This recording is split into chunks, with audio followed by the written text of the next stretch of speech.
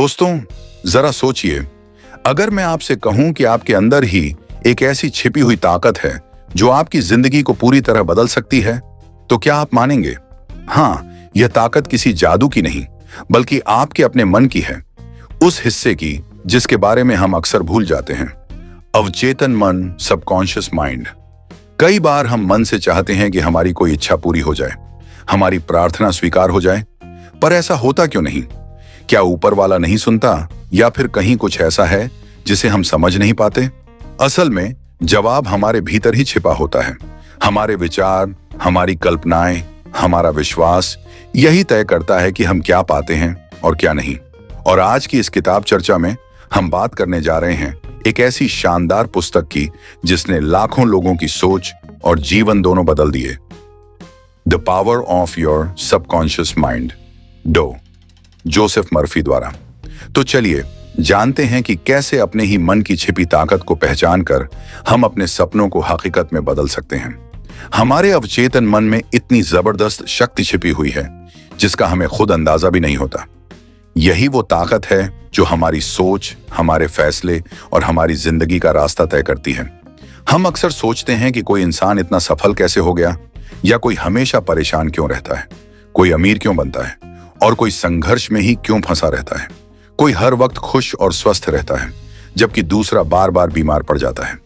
ये फर्क बाहर की चीजों में नहीं, बल्कि हमारे सोचने और मानने के तरीके में छिपा होता है। अगर आपने भी कभी ये सवाल खुद से पूछे हैं, तो अब वक्त है यह जानने का कि इसका जवाब आपके अंदर ही छिपा है, आपके अवचेतन मन में। यही बात यह वीडियो या किताब हमें समझाने की कोशिश करती है कि कैसे अपने मन की इस छिपी शक्ति को पहचान कर हम अपनी जिंदगी को बेहतर बना सकते हैं। इससे पहले कि आप वीडियो की गहराई में खो जाएं, यदि आपने अभी तक हमारे चैनल को सब्सक्राइब नहीं किया है तो तुरंत सब्सक्राइब करें और वीडियो को लाइक करें। अवचेतन मन, सबकॉन्शियस माइंड, हमारे दिमाग का वो हिस्सा है जो बिना हमारे कहे हर वक्त काम करता रहता है। जैसे हमें हर पल सांस लेना, दिल का धड़कना या खून का बहना याद नहीं रहता, फिर भी ये सब काम लगातार चलते रहते हैं। ये सब हमारे अवचेतन मन की वजह से होता है।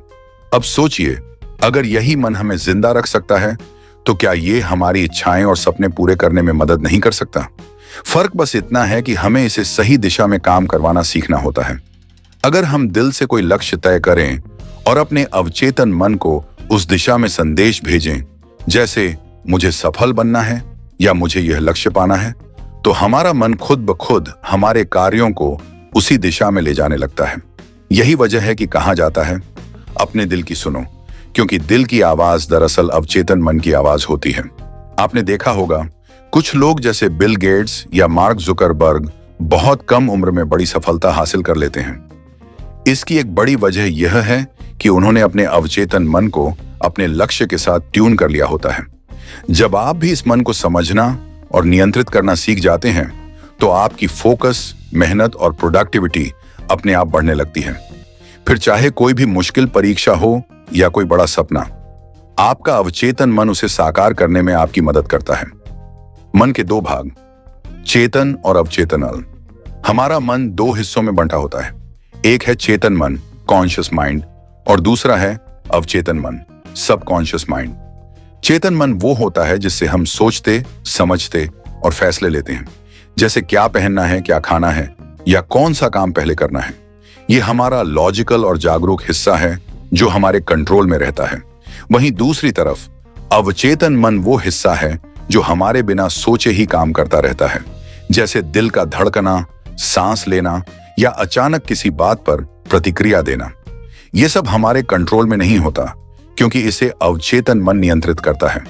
अब सबसे दिलचस्प बात यह है कि हमारे दिमाग की कुल शक्ति में से सिर्फ 10% चेतन मन के पास होती है, जबकि 90% ताकत अवचेतन मन के पास होती है। यहीं पर लोग गलती करते हैं। ज्यादातर लोग सिर्फ चेतन मन से सोचते और मेहनत करते हैं, इसलिए वे पूरी क्षमता से काम नहीं कर पाते। लेकिन जो लोग सफल होते हैं, वे अपने चेतन और अवचेतन दोनों मन को साथ लेकर चलते हैं, यानी दिमाग की पूरी 100% शक्ति का इस्तेमाल करते हैं। यही वजह है कि कुछ लोग दूसरों से कहीं ज्यादा आगे निकल जाते हैं। आपका मन कैसे काम करता है? हमारा चेतन मन, कॉन्शियस माइंड, हमारी पांचों इंद्रियों, आंख, कान, नाक, जीभ और त्वचा से जानकारी लेकर सोचता, महसूस करता और फिर उसी आधार पर फैसले लेता है। वहीं हमारा अवचेतन मन, सबकॉन्शियस माइंड, खुद कोई फैसला नहीं करता, बल्कि वही करता है जो हमारा चेतन मन उसे सिखाता या मानता है। यह हमारी पुरानी आदतों, विश्वासों और अनुभवों के हिसाब से काम करता है। यही वजह है कि इसे सही दिशा देने के लिए हमें सकारात्मक सुझाव, पॉजिटिव सजेशंस देने होते हैं। आप इसे ऐसे समझ सकते हैं, अगर आपका अवचेतन मन एक बड़ा जहाज है तो आपका चेतन मन उसका कप्तान है जो उसे रास्ता दिखाता है। चेतन मन यह तय करता है कि कौन सी बात सच्ची है और कौन सी नहीं, और फिर वही बातें अवचेतन मन तक पहुंचती हैं। उदाहरण के लिए, एक महिला जो बहुत अच्छी गायिका थी लेकिन उसे मंच पर जाने का डर था, उसने खुद को रोज ये कहकर सकारात्मक सुझाव दिए, मैं एक बेहतरीन गायिका हूं और मैं मंच पर अपना सर्वश्रेष्ठ दूंगी। धीरे धीरे उसका अवचेतन मन इस बात को मान गया और नतीजा यह हुआ कि वह मंच पर आत्मविश्वास से भरी हुई उतरी और प्रतियोगिता में पहला पुरस्कार जीत लिया। इससे हमें यह सीख मिलती है कि अगर हम अपने अवचेतन मन को सकारात्मक आदेश देना सीख जाएं, तो वह हमें किसी भी डर या कमजोरी से बाहर निकालकर सफलता की ओर ले जा सकता है। हमारा अवचेतन मन, सबकॉन्शियस माइंड, हमेशा हमारे साथ काम करता है और कभी हमसे सवाल नहीं करता, लेकिन वह हमारे हर दिन के विचारों और आदतों को याद रखता है। जो सोच हम लगातार करते हैं, उसका पैटर्न हमारे अवचेतन मन में जमा हो जाता है। इसलिए नई आदतें बनाना कभी कभी मुश्किल लगता है। यही कारण है कि अक्सर कहा जाता है, सोने से 5 मिनट पहले सकारात्मक चीजों के बारे में सोचो, क्योंकि इस समय आपका अवचेतन मन सबसे ज्यादा सक्रिय होता है और उसे सही दिशा में प्रोग्राम किया जा सकता है। आप इसे ऐसे समझ सकते हैं जैसे मोबाइल गेम्स में आप अपने चरित्र, कैरेक्टर को डिजाइन करते हैं, वैसे ही आप अपने लिए नए विचार और आदतों के चरित्र डिजाइन कर सकते हैं। जब आपका चेतन और अवचेतन मन एक साथ अच्छे से काम करें, तभी आप अपनी पूरी क्षमता का उपयोग कर सकते हैं और जो चाहें पा सकते हैं। लेकिन याद रखें, किसी भी काम में सफल होने के लिए समय और मेहनत दोनों लगाना जरूरी है। 2 प्रकार की दुनिया, आंतरिक और बाहरी। हमारे जीवन में 2 दुनिया होती है, आंतरिक दुनिया इनर वर्ल्ड और बाहरी दुनिया आउटर वर्ल्ड। आंतरिक दुनिया हमारे सोच, भावनाएं और मन की हलचल होती है। यह वह जगह है जहां हम लगातार सोचते रहते हैं, कभी कुछ सोचते हैं और कुछ और करते हैं।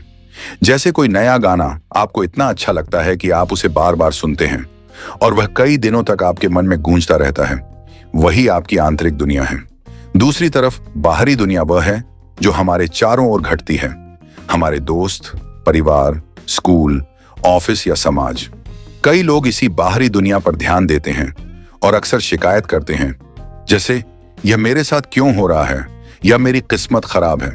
असली सफलता उन्हीं को मिलती है जो अपनी आंतरिक दुनिया और बाहरी दुनिया दोनों को समझते हैं और खुद पर नियंत्रण रखते हैं। ऐसे लोग अपने जीवन के सच्चे मालिक बन जाते हैं, अपने सपनों की ऊंचाइयों तक पहुंचते हैं और खुशहाल जीवन जीते हैं। अवचेतन मन कभी नहीं सोता। हमारा अवचेतन मन, सबकॉन्शियस माइंड, कभी नहीं सोता। जबकि हम सुबह से रात तक काम करते हैं और रात में सो जाते हैं, हमारा अवचेतन मन 24 घंटे 7 दिन हमारे लिए काम करता रहता है। यह हमारे दिल की धड़कन, सांस लेने और जीवित रहने के सभी कामों को नियंत्रित करता है। यही नहीं, हमारी आत्मा, सोल भी इसे समझ सकती है और अवचेतन मन हमारे दुख, डर और दर्द को तुरंत दूर करने में सक्षम है। इसे और बेहतर समझने के लिए हम हिप्नोटिज्म का उदाहरण ले सकते हैं। विशेष या लोग किसी व्यक्ति के अवचेतन मन को नियंत्रित करके उसे रोस्टर, मार्शल आर्टिस्ट या किसी अन्य कौशल में माहिर बना सकते हैं। आप YouTube या TEDx हिप्नोटिज्म में देख सकते हैं कि कैसे ये विशेषज्ञ अवचेतन मन के साथ खेल कर लाखों रुपए कमा लेते हैं। इसका मतलब यह है कि अगर हम अपने अवचेतन मन को सही दिशा में प्रशिक्षित और नियंत्रित करना सीख जाएं, तो यह हमारे जीवन में अद्भुत परिणाम ला सकता है। क्या अवचेतन मन बीमारियों का इलाज कर सकता है? हमारा अवचेतन मन हमारी बीमारियों को भी ठीक करने में मदद कर सकता है। इसका एक उदाहरण मोरिस गुडमैन की कहानी है। एक अमीर व्यक्ति जो विमान दुर्घटना में गंभीर रूप से घायल हो गए थे और उनकी लगभग सभी हड्डियां टूट गई थीं। डॉक्टरों ने उम्मीद छोड़ दी थी, लेकिन उन्होंने अपने मन में यह ठान लिया कि वह क्रिसमस तक पूरी तरह ठीक हो जाएंगे। उन्होंने लगातार 8 महीने तक यह सकारात्मक सोच बनाए रखी और अपने अवचेतन मन को यह संदेश दिया कि वह ठीक हैं और चल सकते हैं। परिणाम यह हुआ कि क्रिसमस तक वह अपने पैरों पर चलकर अस्पताल से बाहर निकल आए। इस कहानी से हम सीख सकते हैं कि अगर हम अपने विचारों और अवचेतन मन को सही दिशा में केंद्रित करें तो हम अपने जीवन में असाधारण और चमत्कारी परिणाम ला सकते हैं। अवचेतन मन को संदेश भेजने की तकनीक। आप अपने अवचेतन मन को संदेश भेजकर अपने जीवन में सफलता पा सकते हैं। सबसे अच्छा समय सोने से पहले और सुबह जागने के बाद होता है, क्योंकि इन समयों में आपका अवचेतन मन सबसे ज्यादा सक्रिय रहता है। आप अपने वांछित संदेश को पहले कागज पर लिखें और फिर उसे फोन पर रिकॉर्ड कर लें। इसके बाद इसे दोहराव मोड, रिपीट मोड पर चलाइए। सोते समय 10 बार गहरी सांस लें और अपने मन को पूरी तरह शांत करें। जब नींद आने लगे, ईयरफोन से रिकॉर्डिंग सुनें और अपने संदेश की कल्पना विजुअलाइज करें। ऐसा लगातार करने से वह संदेश आपके अवचेतन मन में पूरी तरह बैठ जाएगा और अगले दिन आपका मन उसी दिशा में कार्य करेगा, जिससे आपके जीवन में बदलाव और सफलता आने लगेगी। विजुअलाइजेशन क्यों जरूरी है? सरल शब्दों में कहें तो विजुअलाइजेशन, कल्पना, इसलिए जरूरी है क्योंकि हमारा अवचेतन मन सिर्फ भावनाओं की भाषा समझता है, तर्क और लॉजिक नहीं। यानी जो कुछ आप महसूस करते हैं और कल्पना करते हैं वह अवचेतन मन के लिए सच जैसा होता है। यह बिल्कुल बच्चे की तरह है, जो आप उसे बताएंगे वही करेगा। प्राचीन लोग मानसिक उपचार के लिए 3 चरणों का सूत्र अपनाते थे। मांगना, आस्क, विश्वास करना, बिलीव, प्राप्त करना, रिसीव। पहले आप स्पष्ट रूप से मांगें कि आपको क्या चाहिए, फिर पूरी तरह से विश्वास करें कि आपको वह मिल गया है और अंततः आप उसे पाने की प्रक्रिया शुरू कर दें। जैसे कि हमने उस मिरेकल मैन की कहानी में देखा, लगातार एक विचार पर ध्यान केंद्रित करना और उसे महसूस करना ही अवचेतन मन को संदेश भेजने का तरीका है। यह तुरंत नहीं होता, लेकिन लगातार अभ्यास से आपका अवचेतन मन उस संदेश को समझकर उसे सच करने में मदद करता है। मानसिक उपचार की नई तकनीक। अब हम मानसिक उपचार की नई तकनीक के बारे में जानेंगे। लॉस एंजल्स में एक महिला रहती थी और वो कोरोनरी थ्रोम्बोसिस से पीड़ित थी। वो मरना नहीं चाहती थी, तो उसने प्रार्थना की, मैं जहां भी हूं, मेरी मां की सभी प्रार्थनाएं मेरे साथ है। मेरी मां मेरे साथ है और जब तक मेरी मां मेरे साथ है, मैं कभी बीमार नहीं हो सकती। चूंकि महिला का शरीर उसके विचारों का प्रतिबिंब था, महिला ने कहा, मैं जानती हूं कि अगर मैं अपने विचारों को बदलती हूं तो मेरा स्वास्थ्य अपने आप सुधरना शुरू हो जाएगा। और कुछ ही हफ्तों के बाद वो महिला ठीक हो गई और वो इस तरह से ठीक हुई जैसे उसे कभी कोई बीमारी हुई ही ना हो। यदि आप अपनी मां को भगवान मानते हैं तो आपकी मां आपके अवचेतन मन के लिए भगवान है, जो आपकी सभी समस्याओं को दूर कर सकती है। हम अपनी मां के करीब होने पर पूर्णता महसूस करते हैं और आप इसी तरह अपना विश्वास, बिलीफ्स बना सकते हैं। आपने ऑरा क्लीनिंग के बारे में सुना होगा। यदि नहीं सुना है तो इसे ध्यान से समझें। ऑरा क्लींजिंग एक प्रक्रिया है जहां आपकी सभी नकारात्मक भावनाएं, नेगेटिव फीलिंग्स साफ हो जाती है, बस प्रार्थना करके और पूरे शरीर पर अपना हाथ फेरकर। ऑरा क्लींजिंग थेरेपिस्ट भी है जो अपॉइंटमेंट लेते हैं और एक्यूप्रेशर और आधुनिक तकनीकों का उपयोग करके सभी क्लाइंट्स के दर्द को ठीक करते हैं। मानसिक उपचार में सहायक व्यावहारिक तकनीक। यदि हम चेतन मन से अपनी इच्छा को स्वीकार करते हैं, जो तार्किक रूप से संभव है, तो आपका चेतन मन आपके अनुरोध को अवचेतन मन तक भेजता है। और जितना अधिक आप अपने चेतन मन में दोहराते हैं, जैसे कि मैं जीवन में सफल हूं, मैं पढ़ाई में बहुत अच्छा हूं, या जो कुछ भी आप चाहते हैं, तो थोड़ी देर बाद आपका चेतन मन आपके मस्तिष्क को खोलता है और वो जानकारी सीधे आपके अवचेतन मन तक चली जाती है और आप तदनुसार कार्य करना शुरू कर देते हैं। सबसे पहले हमें अपने मन को शांत करना होगा और फिर जिस तरह हम अपनी आंखों से किसी भी चीज को देखते हैं, उसी तरह आपको अपनी आंखें बंद करनी है और अपनी कल्पना में अपने लक्ष्य को देखना है, पूरी तरह से स्पष्ट और सटीक। हमें वही अपने मन में देखना है। यहां हम एक वास्तविक जीवन का उदाहरण साझा कर रहे हैं जो आपको सब कुछ स्पष्ट कर देगा। निकोलस टेस्ला किसी भी नए आविष्कार का पहले मन में पूरा विजुअलाइजेशन करते थे और फिर वह अपनी कल्पना को 3D घुमाकर और उसके विवरण, डिटेल्स देखते थे। उसी तरह आपको एक स्पष्ट विजुअलाइजेशन बनाना है। पुराने लोग कहते हैं, एक तस्वीर 1000 शब्दों के बराबर होती है। A picture is worth 1000 words, यानी एक तस्वीर में 1000 शब्दों को समझाने की क्षमता होती है। मानसिक फिल्म विधि, मेंटल मूवी मेथड। आप वैसे ही बन जाएंगे जैसा आप कार्य करेंगे। मानसिक फिल्म विधि का उपयोग बिक्री व्यवसाय, सेलिंग बिजनेस में सबसे अधिक किया जाता है। आइए समझते हैं कि इसका उपयोग कैसे किया जाता है। हमें सबसे पहले अपने ही मन में खुद को संतुष्ट करना होगा और सोचना होगा कि जो कीमत आपने अपनी संपत्ति के लिए तय की है वो खरीदार के लिए सबसे अच्छी कीमत है। और ऐसा करने के बाद अपने मन को शांत करें और थोड़ी देर आराम करें।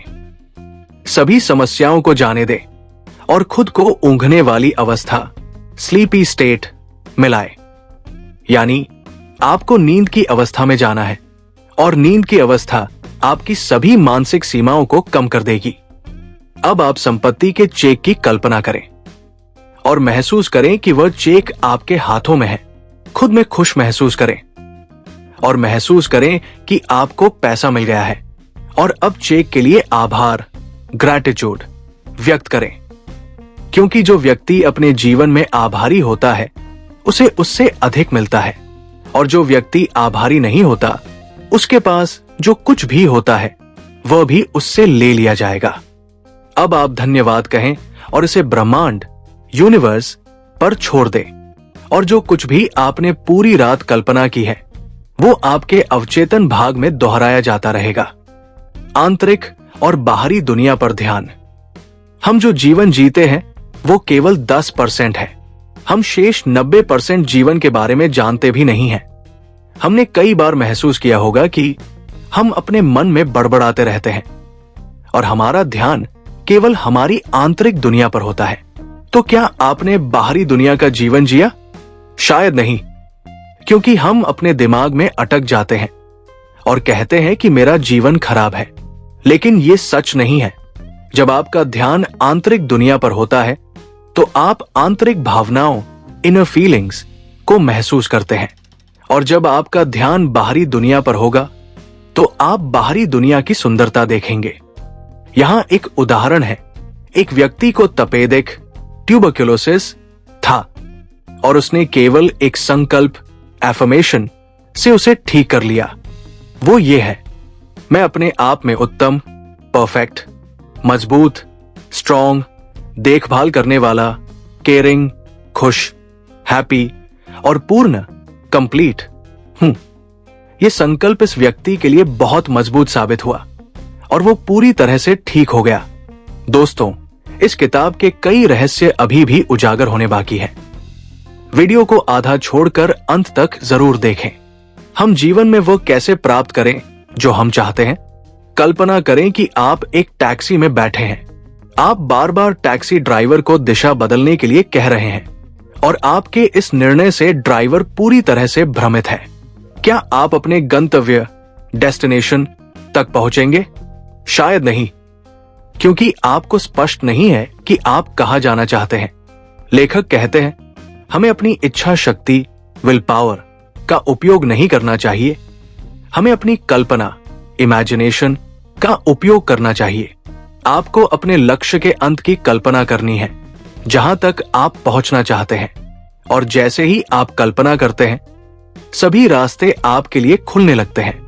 अगर आपको संदेह है कि आप ये कर सकते हैं, तो बस ध्यान रखें कि आप जो कल्पना कर रहे हैं उसे प्रतिदिन जारी रखें, क्योंकि अनुशासन, डिसिप्लिन आपको लगातार कार्य करवाता है। बाइबल कहती है, यदि इस धरती पर पैदा हुए लोग चेतन मन और अवचेतन मन दोनों का ठीक से उपयोग करना सीख लें तो कुछ भी प्राप्त कर सकते हैं। अमीर बनने के लिए अवचेतन मन का उपयोग कैसे करें?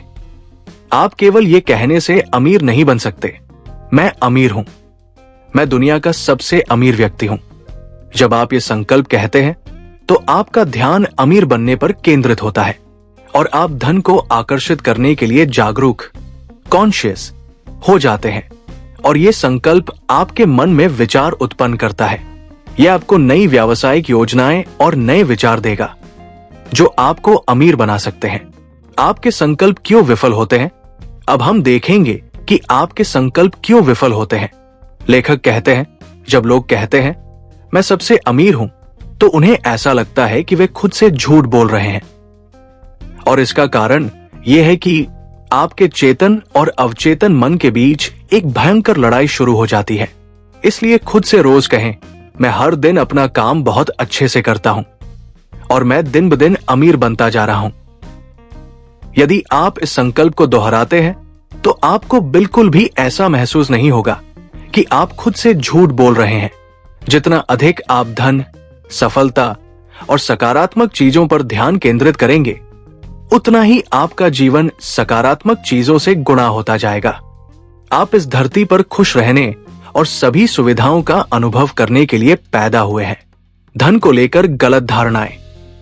हमारे माता पिता ने हमें बताया है, बेटा, पैसे के लिए हत्याएं होती है, पैसा सभी बुराइयों की जड़ है। लेकिन यह हमेशा सच नहीं होता है।